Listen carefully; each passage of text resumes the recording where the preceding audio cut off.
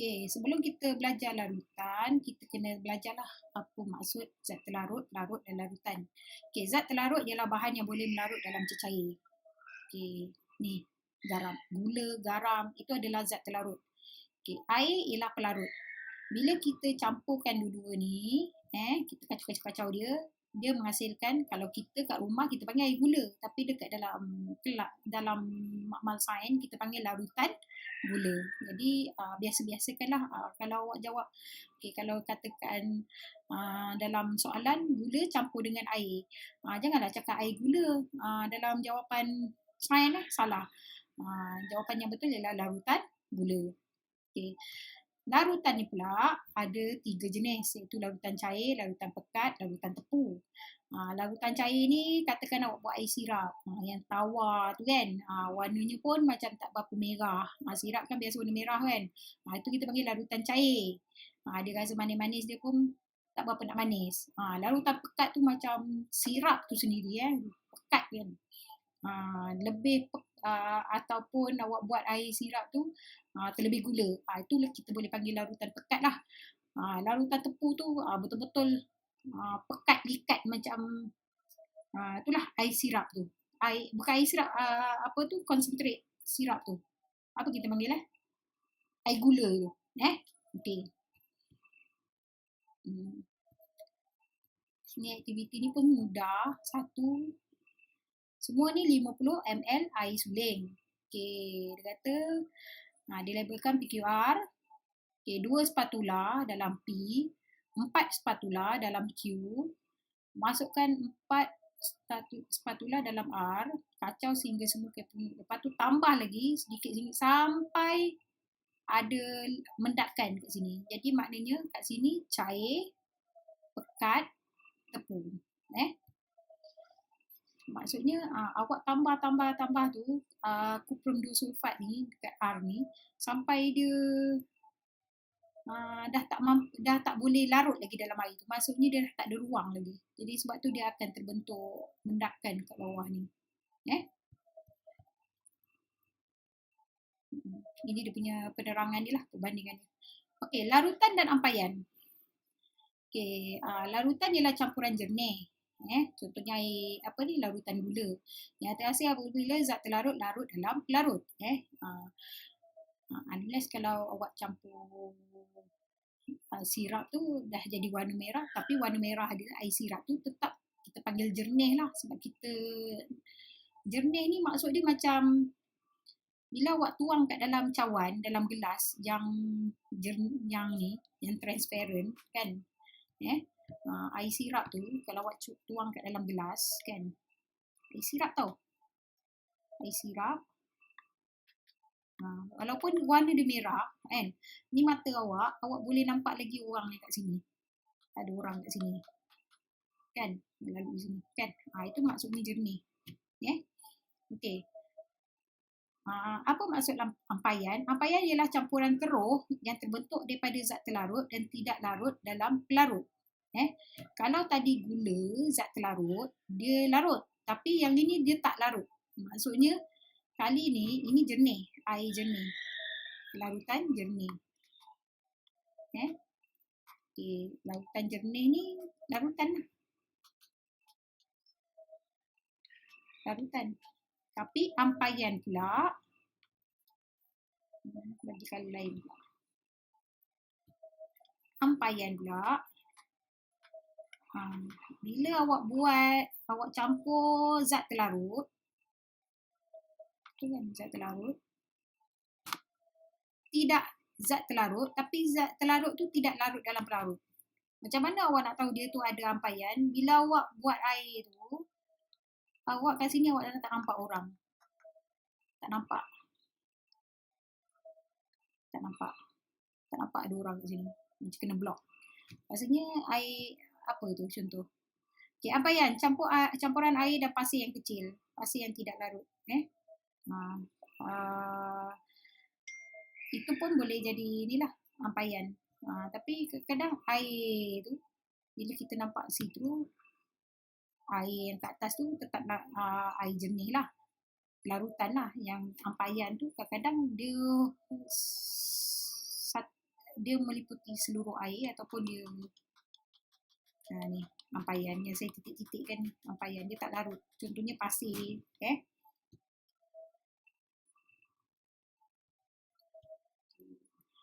ni lah ni.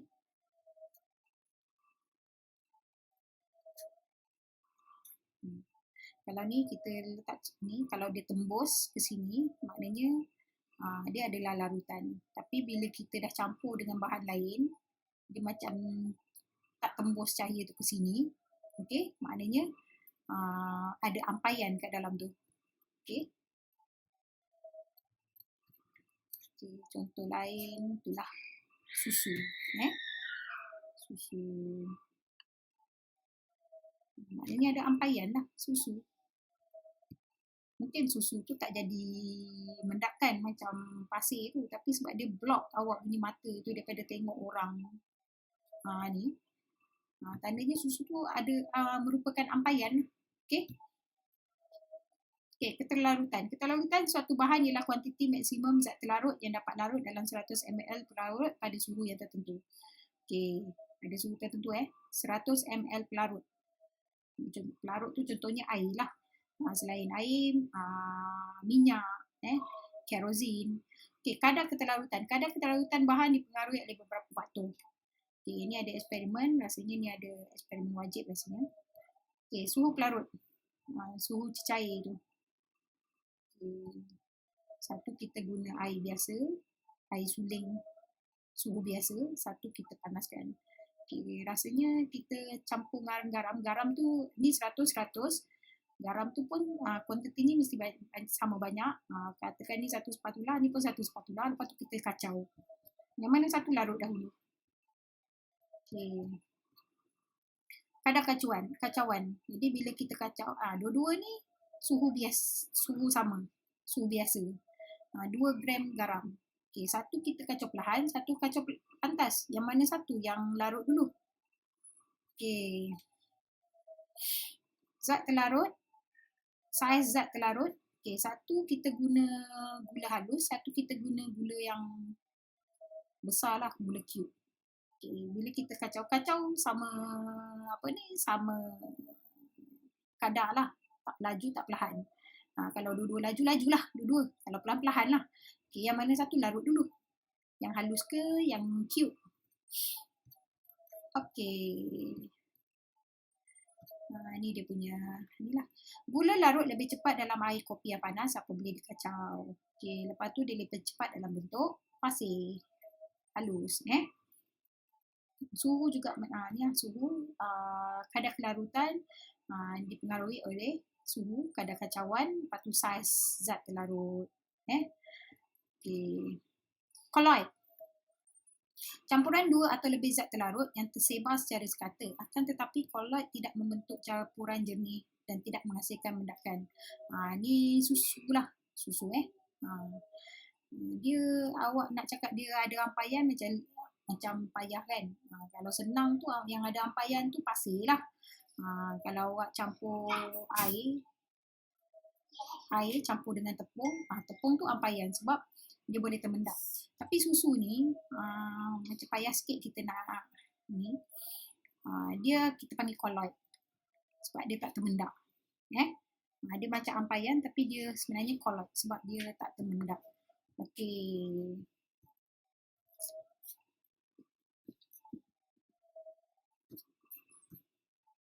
Jadi awak dah dapat ni lah. Jadi susu ni tak berapa sesuai keampaian sebab dia seluruh kawasan. Sebab ampaian ni nanti bila awak campur dia akan termendak kat sini. Contohnya air campur tepung. So kat sini koloid. Contoh ialah susu. Ni lagi lah. Dia bukan istilah larutan. Awak tengok, ni pun tak tembus. Tengok orang tak nampak. Jadi ni. Okey. Selain susu, ni busa ni, krim pencukur. Dia macam macam buih tu kan. Orang lelaki tahulah. Ataupun ni pernah tak tengok orang basuh apa tu kereta yang keluarkan buih-buih tu kan. Tu busa lah tu. Lepas tu mayonis pun sejenis koloid Okay, air sebagai pelarut semesta. Okay, sebab baja boleh larut dalam air diserap oleh akar. Okay, lepas tu minuman ringan dihasilkan menggunakan air sebagai pelarut. Air juga digunakan untuk melarutkan sabun lah, deterjen. Okay, pelarut bukan air. Jadi selain air, tadi saya disebutkan pelarut ni air lah. Tapi selain air, ada lain iaitu alkohol, kerosin, aseton, terpentine dan ether. Ni biasanya orang yang cat-cat rumah ni tahulah. Cat kuku, dia nak kuku tu dia nak bersihkan, orang yang warna-warnakan kuku ni dia nak bersihkan, nak tukar warna lain ke, nak cuci tangan dia ke, dia pakai ni lah, aseton. Ini kena hafal ni. Okay, sifat pelarut berkair mudah meluap menyebabkan pelarut itu digunakan secara meluas dalam penyediaan bahan semburan seperti cat, minyak wangi dan racun serangga. Pelarut berkair perlu dikendalikan dengan cepat sebab rasanya ia adalah bahan kimia yang membahayakan kesihatan manusia. Okay, pembersihan dan pembekalan air. Okay, kaedah pembersihan air.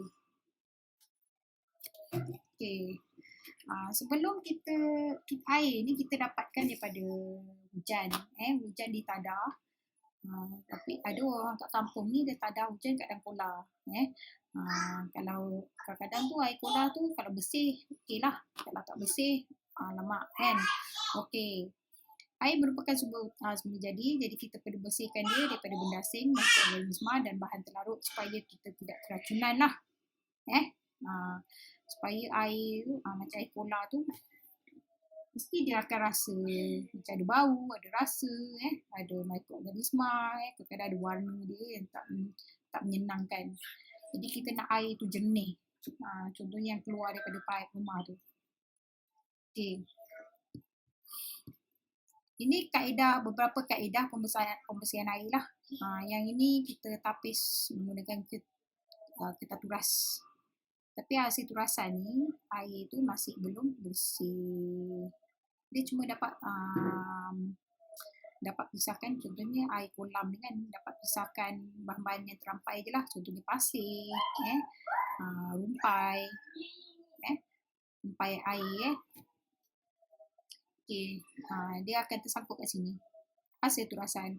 Okay, hasil turasan tu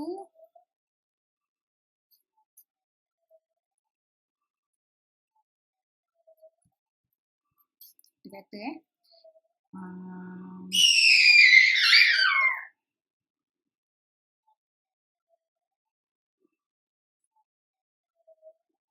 okay, ada 5 piring Petri. Ada agar-agar okay. A ni dititis dengan air kolam. Lepas tu yang B ni dititis dengan air hasil turasan ni. Okey, lepas tu C dititis dengan 5 titis, semua 5 titis air kolam yang dididihkan. Air kolam tu tak dituras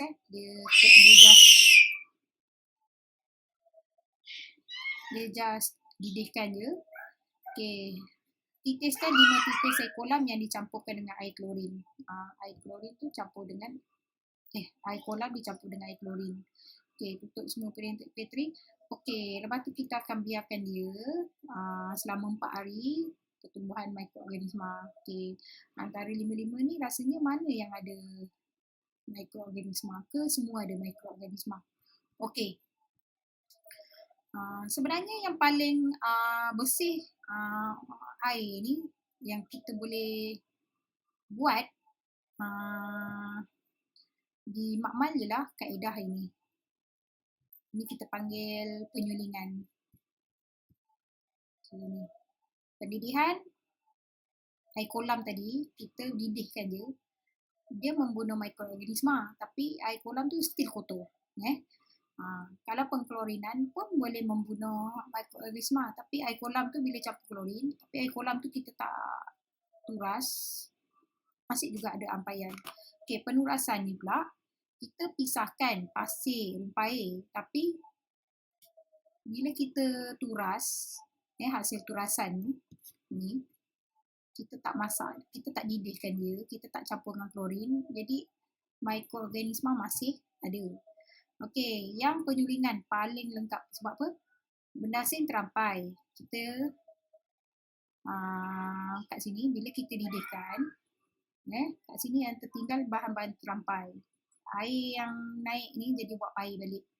Jadi buat air, pergi ke sini. Disejukkan, dia jadi air. Jadi, bila dididihkan tu dalam masa yang sama, dia membunuh mikroorganisma. Jadi ini yang paling lengkap penyulingan. Okey.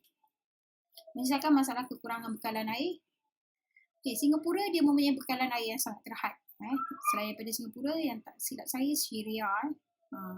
Jadi dia gunakan teknologi mengitar semula air kumbahan supaya dapat digunakan. Kalau Syria dia guna air laut lah. Dia gunakan kaedah ni, penyulingan. Kalau perasan orang yang jual-jual yang air mineral tu, yang kadang ada dia tulis osmosis tu, inilah ni.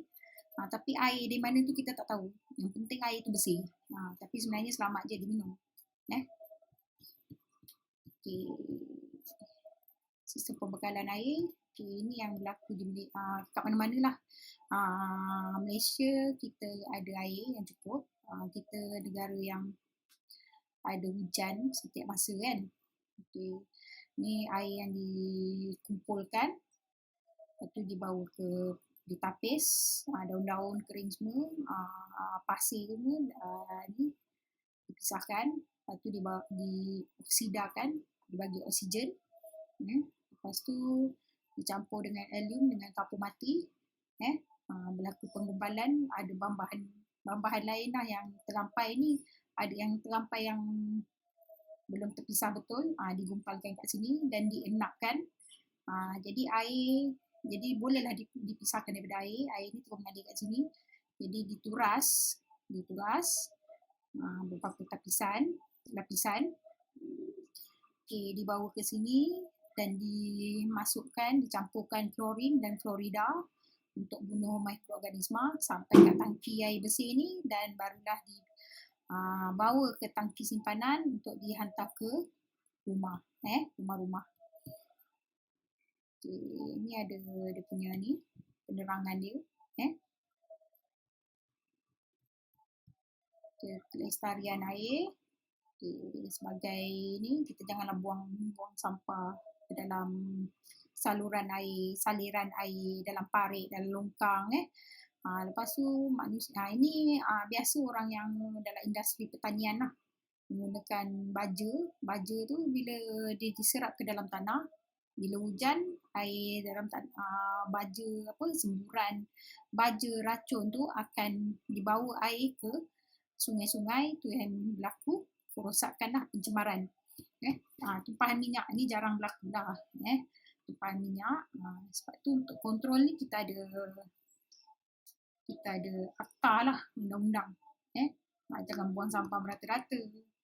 Ni kalau buka kilang tu jangan buka buangan industri tu janganlah buang ke saliran ya. Biasanya dia ada sistem rawatan dia sendiri. Okey, itu saja bagi bab ini. Saya akan berikan kerja surat berapa dalam WhatsApp nanti. Okey, itu saja. Terima kasih. Jumpa lagi. Bye. Assalamualaikum.